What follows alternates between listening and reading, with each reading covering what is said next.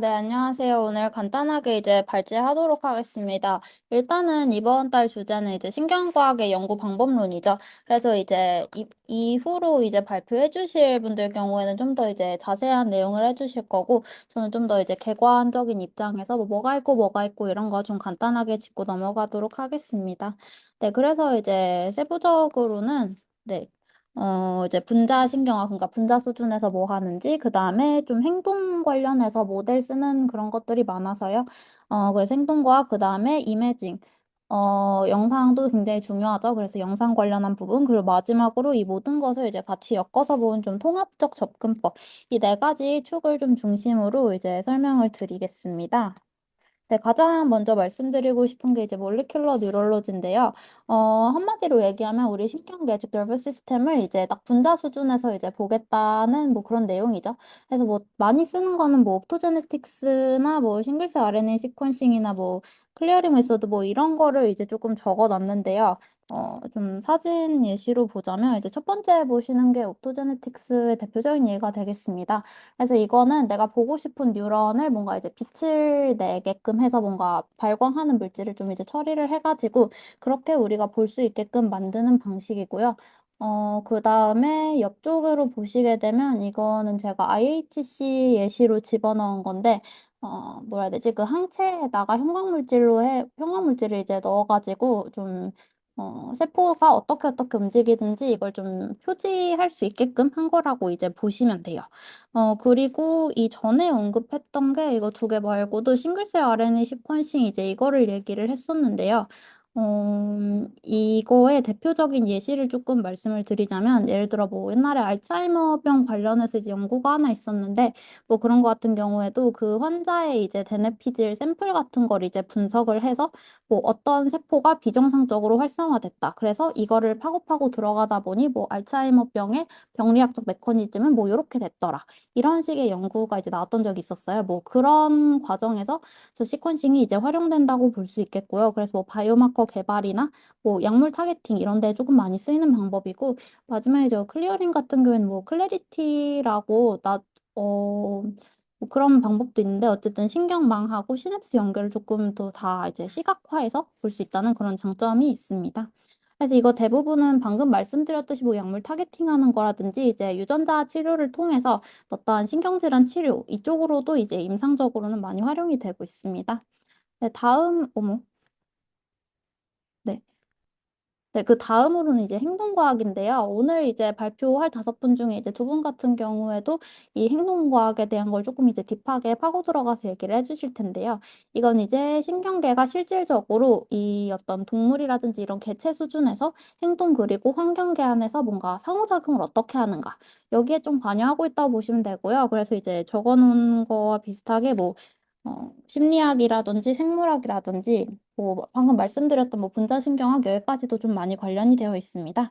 그래서 이제 주요 연구 방법은 보시는 거와 같이 우리가 많이 생각을 하듯이 이 동물 모델을 활용해서 뭐 쥐라던가 초파리라던가 뭐 이런 것들을 활용해서 어떠한 행동과 관련된 신경의 기전을 조금 연구하는 것이 있고요. 또 다른 거는 어떠한 동기부여를 해주거나 감정 상태를 인위적으로 만드는 방법이 있습니다. 그래서 뭐 어떤 조건을 주고 뭐 그런 실험들 있잖아요. 뭐 생쥐가 있는데 뭐 이 페달을 누르면 계속 뭐 먹이가 나오게 한다든지 그런 이제 조건을 조작을 해주는 그렇게 이제 크게 두 유형으로 이제 나눌 수 있겠고요.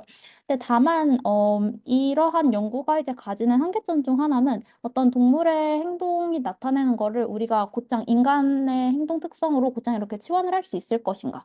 그런 부분에서 가장 큰 한계점을 가지고 있고, 그다음에 또 뭐 윤리적인 부분. 뭐 막 3R 맞나요? 3R 운동 막 그런 것들도 있죠. 뭐 그런 것처럼 뭐 윤리적인 한계도 좀 가지고 있다. 네. 그런 정도가 있겠고요. 세 번째는 이제 이미징이죠. 이미징 같은 경우에는 이 중추신경계에서 주로 많이 사용을 하는데 특히 우리 뇌죠.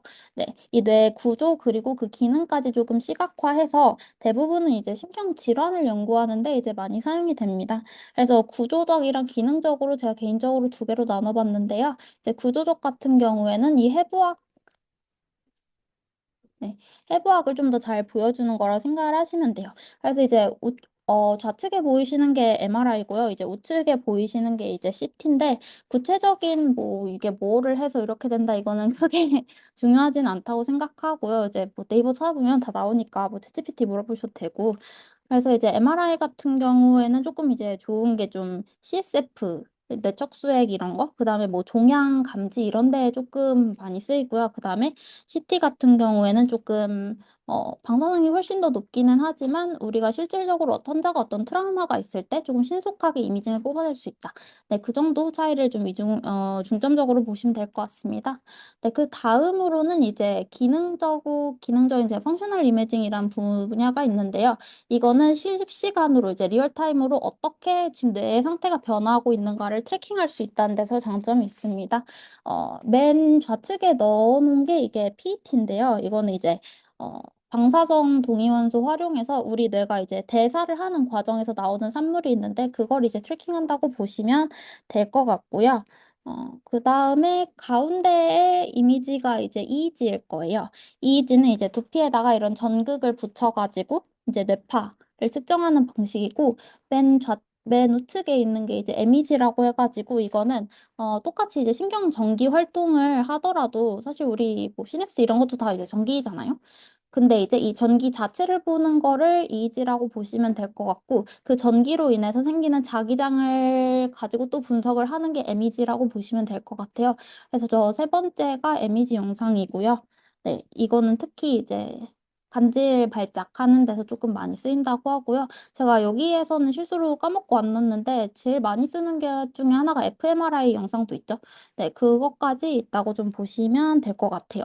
그래서 이 신경 영상, 이 이미징 기술들이 활용되는 건 역시 이 신경 질환을 가장 중요하게는 진단하는 일. 그다음에 진단을 한다는 것은 정확히 이게 어디에 병변이 있는지를 알고 이는 곳 치료 계획을 수립을 하고 어떻게 치료를 할 것인지 이제 요거를 정하는 걸로 넘어가겠죠. 네, 그리고 치료하고 나서도 또 이걸 이미지를 찍어가지고 어떻게 변화했는지 비포 애프터 비교해보면서 아, 치료가 잘 됐구나. 뭐 이런 부분까지 이제 판단하는 데서도 이미징이 이제 클리니컬한 영역에서 굉장히 중요하게 쓰인다고 이제 볼 수 있겠습니다. 네. 말을 또 먼저 해버렸네요. 네, 그리고 마지막으로 이제 좀 통합적 접근법이라고 하는데요.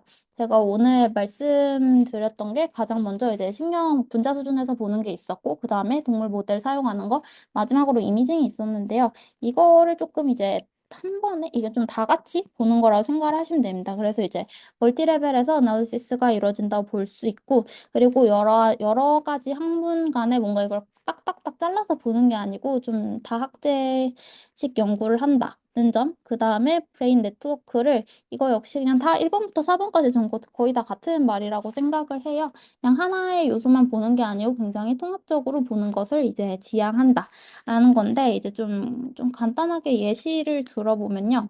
이제 디프레션에 관련해서 이제 연구를 한다고 쳐볼게요. 그럼 이제 분자 수준에서는 이제 세로토닌 리셉터의 밀도가 얼마나 달라지는지 이걸 볼 수 있을 것이고, 그다음에 세포 단계에서는 뭐 히포캠퍼스 이제 해마죠.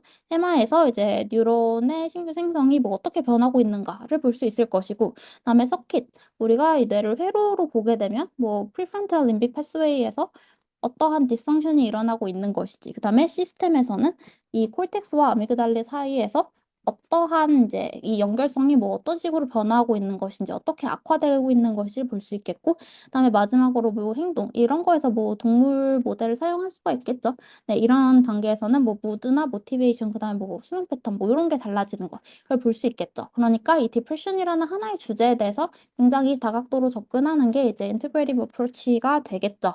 근데 이거 역시도 약간의 한계는 있는데 뭐 데이터가 굉장히 복잡하고 이 데이터가 워낙에 여러 레이어에서 생성이 되기 때문에 이걸 어떤 식으로 통합하는가의 문제도 있고 동물 모델 사용하면 또는 이제 사람의 데이터를 사용하면 당연히 어쩔 수 없이 필연적으로 이제 윤리적 문제가 수반되기 때문에 뭐 이러한 한계들이 있습니다. 네. 네, 이래서 여기까지 해서 발제는 이 정도로 마치겠고요. 네, 제가 지금까지 한 내용은 어디까지나 이 방법론을 그냥 객관적으로 소개한 것에 이제 지나지 않고 이제 이후부터는 순차적으로 발표 들어보도록 하겠습니다. 오늘 발표 순서 한번 먼저 짚고 넘어가자면요. 가장 먼저 이제 뭐라 해야 될까, 은우 하구님? 남은우 학우님의 이제 연구 설계 유형, 그 다음에 코호트 스터디 논문 리뷰가 있을 예정이고요. 두 번째는 이제 서진원 학우님께서 이제 말씀드렸던 이 이미징 기법을 통해서 치매 원인 탐구해 주시고, 세 번째로 강현민 학우님이 이제 디프레션 연구를 위한 동물 모델 기법 소개, 네 번째로 류가영 학우님이 이 항우울제 연구를 통해 조명한 이제 여러 식명과학 연구 기법 말씀해 주시고, 이제 마지막으로 류은택 학우님이 이제 계산정신의학의 이해까지 해서 요 다섯 개 이제 연구 듣고 오늘 세션 마무리하도록 하겠습니다. 네, 가장 먼저 이제 남은우 학우님 발표부터 들어볼게요.